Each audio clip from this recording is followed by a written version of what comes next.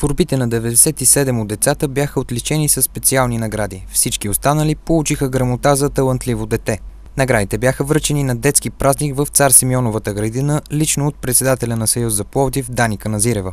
Това, което всъщност ни убеди всички нас днешния ден, е, че наистина Пловдив е града на художниците и им благодарим на всички, че се включиха. Всички трябва да разберат, че децата, освен бъдещето на България, бъдещето на Пловдив са и настоящето. И трябва да бъдат поощрявани и наистина повече инициативи в този дух. Не само да развиваме таланта, а да го запазим тук в Пловдив и в България.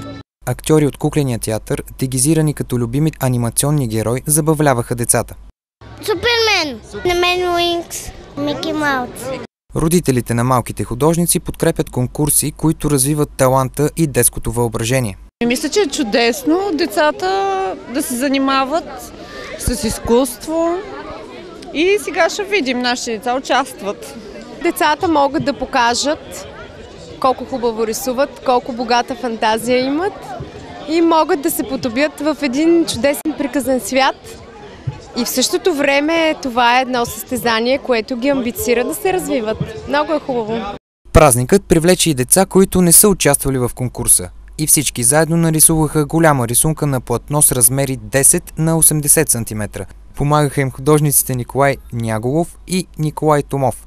Платното ще бъде разделено на 36 части и всяка от детските градини, включили се в конкурса, ще получат по една картина за спомен.